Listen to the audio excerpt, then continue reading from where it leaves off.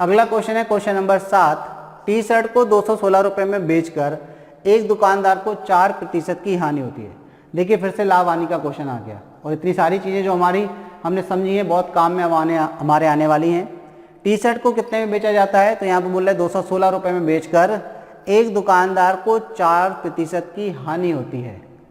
12% लाभ प्राप्त करने के लिए उसे टी शर्ट कितने में बेचनी चाहिए। तो हम दो तरीके से इस क्वेश्चन को कर सकते हैं। पहले तो हम उस तरीके से बताएंगे जो रेशियो में आपको कन्वर्ट करना बताया, यानी कि फ्रैक्शन में भिन्न में कन्वर्ट करना बताया, पहले उससे करेंगे।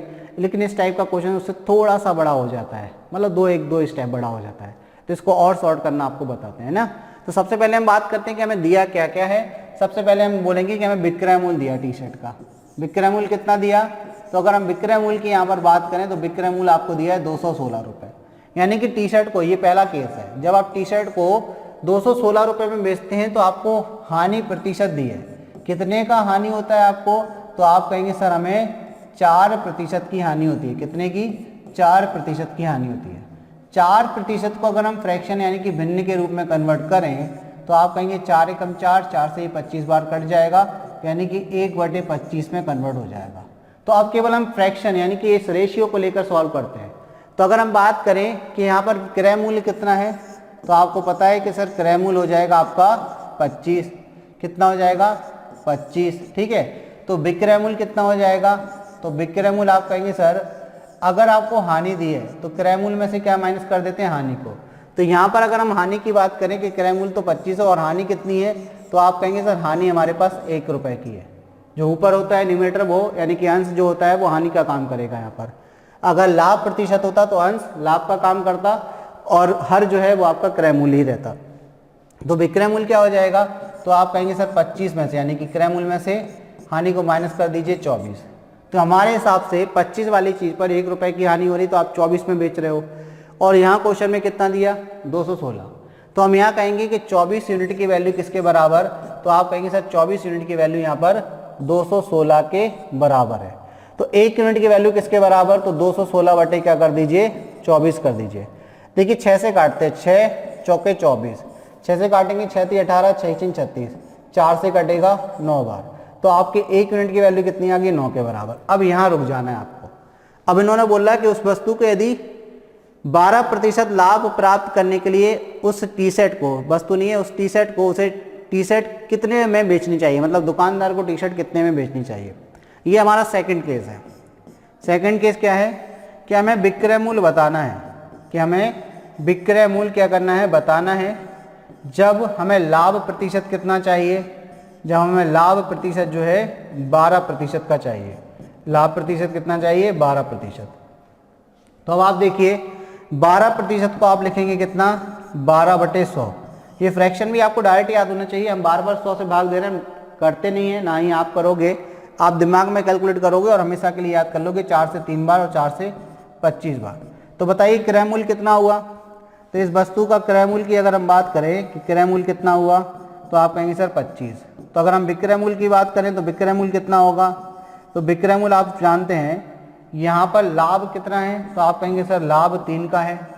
तो अगर हम क्रय मूल्य में लाभ को जोड़ दें तो यानी कि 25 + 3 तो कितना हो जाएगा, तो आप कहेंगे 28। विक्रय मूल्य कितना है, 28।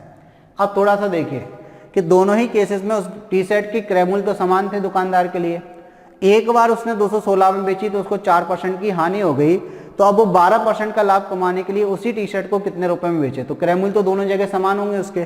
तो देखिए यहाँ पर क्रय मूल्य कितना, तो आप कहेंगे 25। तो हम पूछें कि पहले केस में क्रय मूल्य कितना था, तो आप भी कहेंगे 25। तो बहुत अच्छी बात है, दोनों जगह अगर क्रय मूल्य 25-25 है, मतलब इसका 1 यूनिट की वैल्यू किसके बराबर है, तो आप कहेंगे सर 9 रुपए के बराबर है। 1 यूनिट 9 रुपए के बराबर है। आपको दूसरा विक्रय मूल्य निकालना है कि जिस पर 12% का लाभ हो, यानी कि 28 यूनिट की वैल्यू आपको निकालनी है। तो विक्रय मूल्य कैसे निकल आएगा, इसमें आप किससे 9 से मल्टीप्लाई कर दीजिए। तो 9 8 72 की 2, हासिल में 7, 9 दूनी 18 और 7 कितना 25, यानी कि 252 रुपये, 252 रुपीज़। यानी कि उस वस्तु को, उस टी शर्ट को यदि 252 रुपये में बेचा जाएगा तो 12% का क्या होगा, लाभ होगा। क्लियर होगी बात। तो इस तरीके से देखिए कितने आसानी से हमने क्वेश्चन को सॉल्व किया। तो 252 किस ऑप्शन में दिख रहा है, तो आप कहेंगे सर ऑप्शन सी में दिख रहा है हमें, तो भाई कि ऑप्शन सी क्या है हमारा आंसर हो जाएगा। क्लियर होगी बात। तो इस तरीके से आप इस क्वेश्चन को बना सकते हैं। अब जैसा कि हमने बोला कि अगर आप इसको रेशियो से करते हैं थोड़ा सा समय लग गया, ठीक है ना, समय लग गया। देखिए समझाने का समय अलग होता है, करने का समय अलग होता है। हम समझा रहे हैं इसलिए इतना समय लगता है क्वेश्चन में, आप भी समझते हैं इस बात को, लेकिन आप जब करने लगेंगे, आपकी प्रैक्टिस अच्छी हो जाएगी इन क्वेश्चनों को इस तरीके से करने की, तो आप काफ़ी आसानी से और कम समय में कर लेंगे। अब हम दूसरे तरीके की बात करते हैं। दूसरे तरीके से ये क्वेश्चन थोड़ा सा ईजी हो जाएगा। तो हम बात करते हैं सेकंड मेथड की। तो हम बात करते हैं कि सेकंड मेथड इस क्वेश्चन का क्या रहेगा। तो चलिए सबसे पहले हम लिख दें, क्योंकि आपको इसकी पीडीएफ जब अवेलेबल होगी तो आप पीडीएफ में कंफ्यूज ना हो जाएं। ये आपकी क्या है, फर्स्ट मेथड है। ये क्या है, फर्स्ट मेथड। क्या आप कहेंगे सर फर्स्ट तो कहीं शो नहीं कर रहा है, तो सेकंड कहाँ से आ गया? ठीक है, सेकंड मेथड में हम क्या करेंगे, देखिए 4% की हानि पर बेच रहे हैं और कितने में बेच रहे हैं, 216 में। तो हम मान लेंगे कि उस वस्तु का सीपी यानी कि क्रय मूल्य कितना है, तो उस वस्तु का क्रय मूल्य यानी कि उस टी शर्ट का क्रय मूल्य हम 100 रुपये मान लेंगे। अब 100 रुपये मान लिया, तो अब आप बताइए 4% की यदि हानि पर बेच रहे हैं यानी कितने में बेचा होगा, 96 रुपये में। तो आप कहेंगे कि विक्रय मूल्य कितना है, तो विक्रय मूल्य हो गया 96 रुपये। कितना हो गया, 96। तो 96 की वैल्यू किसके बराबर, तो आप कहेंगे सर 216 रुपये के बराबर। 96 यूनिट की वैल्यू, क्योंकि हमने अपनी तरफ से 100 यूनिट माना, 100 रुपये मतलब 100 यूनिट माना यहाँ पर उस वस्तु का क्रय मूल्य। अब 4% की यदि हानि पर बेच रहे हैं तो इसका मतलब क्या है कि 96 रुपये में बेचा होगा। तो 96 यूनिट की वैल्यू 216 के बराबर, लेकिन वो चाह रहे हैं कि 12% का लाभ हो। तो देखिए ये जो केस था ये तो 4% की हानि का था, ये क्या था, 4% का हानि थी, तो यानी कि 96 में बेचा। अब चाह रहे हैं कि कितने का, 12% का क्या हो, लाभ हो। तो 100 का 12% 12 होता है, यानी कि अब कितने में बेचे, वो 112 में बेचे। यानी कि 100 रुपए की चीज को 96 में अगर आप बेच रहे हैं तो 96 की वैल्यू तो आपको 216 रुपए दी है, तो आपको 112 की वैल्यू निकालनी है। तो बहुत आसान हो जाएगा, यहाँ से आप 1 यूनिट की वैल्यू निकालिए, तो 216 बटे कितना हो जाएगा, तो आप कहेंगे 96। तो आपको कितने की वैल्यू निकालनी है, 112 की। तो दोनों तरफ किससे मल्टीप्लाई कर दीजिए, 112 से। तो इस तरीके से अगर इस क्वेश्चन को आप करेंगे सेकंड मेथड से तो आपके लिए काफ़ी आसान रहेगा। तो देखिए हम भाग देते हैं, किससे भाग दे दें, तो 16 से भाग दे दें। 16 एकम 16, 16 5 बजेगा, 56 नहीं जाएगा, तो 4 से भाग दे रहे हैं, 24 से कट जाएगा, बिल्कुल कट जाएगा। चलिए हम 8 से भाग देते हैं, तो 8 से कट जाएगा, क्या 3 नहीं कटेगा। चलिए तो हम 4 से भाग दे रहे हैं, 4 दूनी 8 और 4 चौको 16, तो 4 से भाग दिए, 4 पंचे 20 और 4 चौको 16। अब हम किससे भाग दे दें, तो आप कहिए सर 6 से भाग दे दीजिए, 6 चौको 24, 6 नाम 54, 4 से भाग दे दीजिए, 4 दूनी 8 और 4 अट्ठे 32। देखिए सेम आया 28 × 9, यहाँ भी कितना आया था 28 × 9। तो 28 × 9 आपको पता है कितना है, 252, यानी कि 252। कितना हो गया, 252 रुपये, यानी कि विक्रय मूल्य कितना निकल कर आ गया, 252। अब टी शर्ट को 252 रुपये में यदि आप बेचते हैं तो आपको क्या हो जाएगा, 12% का लाभ हो जाएगा। क्लियर है सेकंड मेथड। चलिए तो बढ़े अगले क्वेश्चन की तरफ। देखिए अगला क्वेश्चन देखते हैं। अगला क्वेश्चन है, यदि किसी वस्तु का विक्रय मूल्य 713 रुपये है और इसका क्रय मूल्य 620 रुपये है, तो लाभ प्रतिशत ज्ञात करें। इससे सिंपल कुछ हो सकता है क्या, क्रय मूल्य दे दिया, विक्रय मूल्य दे दिया। तो चलिए हम बात करते हैं क्वेश्चन नंबर 8 में क्या क्या दिया हुआ हमारे पास। तो हमें क्रय मूल्य दिया हुआ है, क्रय मूल्य कितना दिया है, तो आप कहेंगे सर 630 रुपये दिया है, ठीक है। अगर हम बात करें विक्रय मूल्य की, तो विक्रय मूल्य कितना दिया है, तो आप कहेंगे विक्रय मूल्य दिया है आपको 713 रुपये। कितना दिया है, 713 रुपये। अब हमें निकालना क्या है, लाभ प्रतिशत। तो पहले तो ये देखिए लाभ ही हो रहा है, क्रय मूल्य विक्रय मूल्य से कैसा है, कम है। यदि हम कहेंगे कि विक्रय मूल्य क्रय मूल्य से ज़्यादा है, तो जब विक्रय मूल्य क्रय मूल्य से ज़्यादा होता है तो क्या होता है, लाभ होता है। यानी कि सेलिंग प्राइस कॉस्ट प्राइस से यदि ज़्यादा होती है तो लाभ होता है।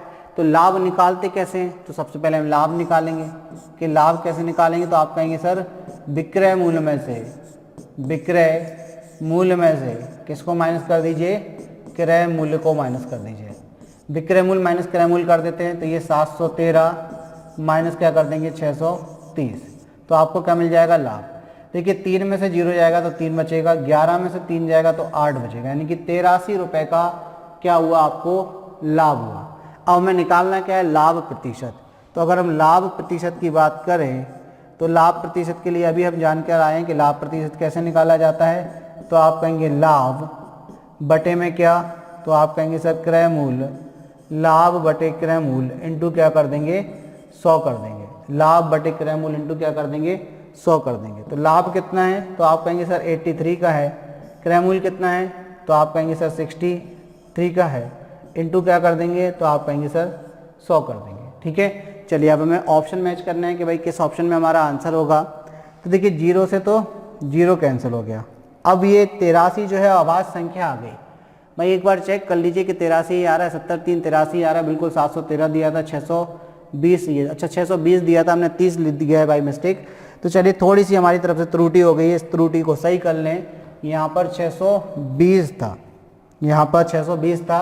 ये आपकी प्यार मोहब्बत है कि जिसमें हम क्वेश्चन का डेटा ही भूल जा रहे हैं। ठीक है ना, इतनी प्यार आपने हमको दिया कि हम डेटा भूल गए कि क्या था इसमें। तो यहाँ पर क्या करना है, 620 करना है बेटा। चलिए तो 620 कर लेते हैं। 620 अगर आप करोगे तो यहाँ पर कितना हो जाएगा, 80 3 93 हो जाएगा, 93 आ जाएगा। ठीक है, तो ये कितना हो गया आपका 93, 10 और बढ़ जाएगा। चलिए तो 10 बढ़ा देते हैं, यहाँ पर 10 आपका बढ़ा देते हैं, तो 10 बढ़ा दीजिए तो कितना हो जाएगा 93। तो लाभ कितना हो जाएगा आपका 93। चलिए तो 93 यहाँ पर लिख दीजिए, बाकी तो सारी चीज़ें सही हैं। यहाँ पर 62 हो जाएगा, यहाँ कितना हो जाएगा 62 हो जाएगा। तो चलिए यहाँ 62 कर लीजिए। ठीक है, 0 से 0 कैंसिल हो गया। अब किससे कट रहा है तो आप देखिए 31 से कटेगा। 31 दूनी 62 होता है, 31 तिया 93 होता है, और 2 से ये कितने बार कटेगा 5 बार, और 5 का मल्टीप्लाई 3 से तो आप कहेंगे सर 15%। तो कितने का लाभ हुआ तो आप कहेंगे सर 15% का लाभ हुआ।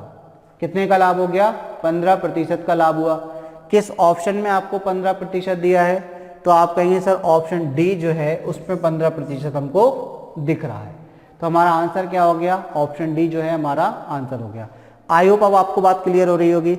और सबसे अच्छी बात ये चीज़ समझिए, आपके लाभ और हानि का ये तीसरा क्वेश्चन आपके सामने आया है। मतलब एक ही पेपर में 3 क्वेश्चन आपके लाभ और हानि के आए, मतलब 3 नंबर आपके कंफर्म हो गए। चलिए बढ़ते हैं अगले क्वेश्चन की तरफ, देखते हैं भाई अगला क्वेश्चन क्या है। तो नेक्स्ट क्वेश्चन आपका है क्वेश्चन नंबर 9, निम्नलिखित में से क्या 5 सही 2/3 से बड़ा है। आपको ये बताना है कि इनमें से कौन सा ऑप्शन जो है वो 5 सही 2/3 से बड़ा है। तो चलिए देखते हैं हम इसको किस तरीके से करेंगे। पहले हम करते हैं सिंपल वे से, मतलब सबसे पहले हम देखेंगे कि 5 सही 2/3 है कितना। तो 5 सही 2/3 की अगर हम बात करें तो इसको हम लिख सकते हैं 5 + 2/3, और अगर 2 को आप भाग देंगे 3 से तो ये आएगा दशमलव, तो ये 20 हो जाएगा, 3 × 18, 3 × 18, यानी कि ये फाइनली कितना है 5.66 है। अब हमें जो हमारे ऑप्शन है उन ऑप्शन में देखना है कि हर एक की वैल्यू कितनी है। बड़ा पूछा है तो जो आपका 5.66 से बड़ा आ जाएगा वही हमारा आंसर हो जाएगा। तो चलिए हम ऑप्शन ए की बात करते हैं। ऑप्शन ए की बात करते हैं तो ऑप्शन ए में दिया है आपको 35 बटे में कितना 6, तो 6 से भाग लगाएंगे तो 6 पंचे कितना हो जाएगा 30 दशमलव, तो ये हो जाएगा 50, 6 8 48, कितना बचेगा 2, और 6 3 18, यानी कि 5.83 आ गया। तो पहला ही ऑप्शन आपका बड़ा आ गया। तो अगर आपसे पूछा ही गया है कि बड़ा है और पहला ही ऑप्शन बड़ा आ गया तो आपका आंसर 100% क्या होगा, ए हो जाएगा। तो आपको इसके बाद चेक करने की जरूरत नहीं है, फिर भी हम चेक कर लेते हैं भाई। ठीक है, फिर भी हम क्या कर लेते हैं, ऑप्शन ए हमारा आंसर हो गया। फिर भी हम चेक कर लेते हैं जिससे हमें चीज़ें और क्लियर हो जाएं, कैलकुलेशन भी हमें समझ में आ जाए। 23 बटे कितना दिया है 5 दिया है, 23 बटे कितना दिया है 5 दिया है। तो 5 चौको कितना होगा, आप कहेंगे सर 20, 3 बचेगा तो आप कहेंगे 5 × 30, 4.6 आ गया, ये तो कम है। ऑप्शन सी की अगर हम बात करें तो ऑप्शन सी में देखिए 30 बटे कितना लिखा है 7, तो आप कहेंगे 7 चौके 28 दशमलव 2 बचेगा, 20 हो जाएगा, 7 दूनी 14, 6 बचेगा, 60 हो जाएगा, तो 7 8 56, यानी कि 4.28 आ जाएगा, और ये आपका 0 आ जाएगा, ये भी छोटा है। अगला ऑप्शन देख लेते हैं 65 बटे 12, कितना है 65 बटे 12, तो आप कहेंगे 12 पंचे 60 हो गया, 5 बचा, 12 चौक 48 हो गया, 2 बचा, 20 हो जाएगा, 12 कम 12, यानी कि 5.41। तो ये देखिए ये भी आपका छोटा है, ये बड़ा है केवल, और ये बाकी सब छोटे हैं। तो पहले ही हमें आंसर मिल गया था, उसके बाद आपको चेक नहीं करनी है। ये आपकी किस्मत पर डिपेंड करता है कि जब आप ऑप्शन से जा रहे हैं और आपको पहले ही ऑप्शन आंसर के रूप में मिल जाए। ठीक है, तो मतलब समझ लीजिए कि भगवान भी आपके साथ है। ठीक, चलिए ये हमने क्वेश्चन कर लिया सॉल्व। अब बढ़ते हैं अगले क्वेश्चन की तरफ, देखते हैं भाई अगला क्वेश्चन क्या है। तो अगले क्वेश्चन की अगर हम बात करें, नेक्स्ट क्वेश्चन हमारे पास है, निम्नलिखित में से क्या 13 सही 5/8 से कम है। मतलब ये संख्या बड़ी है, बाकी इसमें से एक ऑप्शन आपका ऐसा होगा जो कम होगा। तो हम क्या करें भाई, इसको भी इसी तरीके से कर लेते हैं। तो देखिए हमारे पास संख्या दी है 13 सही 5/8। तो आप इसको लिखिए 13 प्लस 5/8, ठीक है। तो 13 प्लस 5 में आपने 8 से भाग देना है, तो ये दशमलव लग जाएगा, 50 हो गया, 8 6 48, 2 बचेगा तो 20 हो जाएगा, 8 दूनी 16। तो 2 अंक तक हमने लिख लिया, तो 13.62 ये आपके पास है। अब इसमें से कौन सा कम है आपको बताना है, तो चलिए देख लेते हैं। पहला ऑप्शन हमने लिया, पहला ऑप्शन दिया है 110 भागित कितना 8, तो 8 से भाग देंगे तो 8 एकम 8, 3 बचेगा तो 30 हो जाएगा, 30 हो जाएगा तो आप कहेंगे 8 तिया 24, तो कितना 6 बचेगा तो 60 हो जाएगा, दशमलव लगा दोगे तो कितना हो जाएगा 60 हो जाएगा। तो 8 सत्ते 56। देखिए अब पॉइंट के बाद 7 आ गया, पॉइंट के बाद 6 था, तो मतलब ये तो बड़ा हो गया, तो ये हमारा आंसर नहीं हो सकता, तो ये हमारे आंसर से बाहर हो जाएगा, ठीक है। अब हम बात करते हैं ऑप्शन बी की, ऑप्शन बी की, वो आपको कितना दिया है 137 और बटे में कितना है, तो आप कहेंगे 10। भाई इससे इजी भी कुछ नहीं हो सकता भाग देना, ये तो 13.7 सीधा सीधा दिख रहा है, तो ये भी हमारे आंसर का पार्ट नहीं है, क्योंकि आपसे पूछा गया है कि 13 सही 5/8 से छोटी संख्या कौन सी है, तो ये भी हमारा आंसर नहीं है। अब हम आते हैं ऑप्शन सी की तरफ। ऑप्शन सी हमें क्या दिया है, तो 122/9। तो देखिए 9 से जब आप भाग लगाएंगे तो 9 एकम 9, 3 बचेगा तो कितना हो जाएगा 32, तो 9 चौक 36 होता है, 9 तिया 27, 9 तिया कितना 27, 5 बचेगा तो 50 हो जाएगा, दशमलव लगा दिया, तो 9 पन्ना 45, 9 पन्ना 45, 13.5 आ गया। और उन्होंने क्या पूछा था, कम है, वहाँ 13.6 था, तो ये हमारा आंसर हो जाएगा। ऑप्शन सी क्या हो जाएगा, हमारा आंसर हो जाएगा। तो ऑप्शन सी हमारा क्या हो गया, आंसर। चलिए ऑप्शन डी को और चेक कर लेते हैं। ऑप्शन डी क्या है हमारा, ये दिया है आपको 98/7, तो 7 एकम 7 करेंगे, 2 बचेगा, 7 चौक 28, ये 14 आ गया, 14 तो 13.62 से बड़ा होता है, तो हमारा आंसर ऑप्शन डी भी नहीं होगा, ठीक है। तो पहली बात तो हमें जो आंसर मिल गया उसके बाद चेक करने की ज़रूरत नहीं है, बस हम तो आपको क्या है क्लियर कर रहे हैं चीज़ें, आपको बात समझ में आ रही है, ठीक है। तो इस प्रकार देखिए हमने ये क्वेश्चन सॉल्व कर लिए 10 क्वेश्चन। ये हमारे किस पेपर के हैं, तो 21 अगस्त 2017 का जो इवनिंग शिफ्ट का पेपर था उसके 10 क्वेश्चनों का सॉल्यूशन हमने किया, शानदार 10 क्वेश्चन थे, ठीक है ना। चलिए अब हम आपको बताना चाहेंगे कि हमारा ऑफिशियल ऐप है जिसकी जानकारी अभी हमने थोड़ी देर पहले आपको दी थी, स्टडी अड्डा के नाम से।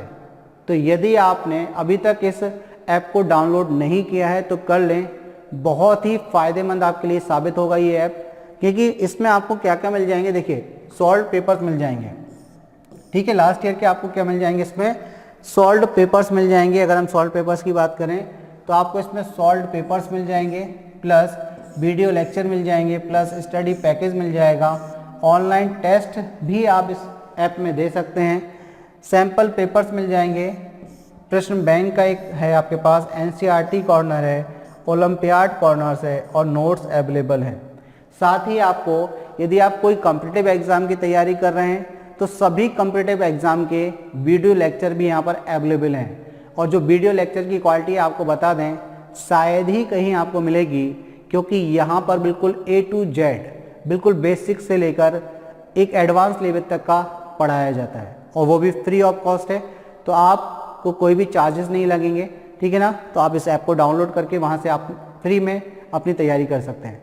साथ ही आपको बता दें कि यदि आप कॉम्पिटिटिव एग्ज़ाम की तैयारी नहीं कर रहे हैं, यदि आप 11, 12, 9, 6 यानी कि किसी क्लास में हैं, यदि आप एकेडमिक की तैयारी कर रहे हैं तो आपको एकेडमिक के भी यहाँ पर वीडियो लेक्चर अवेलेबल है। साथ ही आपको प्रीवियस ईयर के पेपर से लेकर आपके सॉल्व पेपर्स तक सभी अवेलेबल है। तो बहुत अच्छा ऐप है, आपको काफ़ी मदद देगा। तो देर ना करें और इस ऐप को जल्द से जल्द डाउनलोड करें। स्टडी अड्डा आप गूगल प्ले स्टोर पर जाकर जब टाइप करेंगे तो इस टाइप का लोगो आपको दिखेगा, ठीक है ना।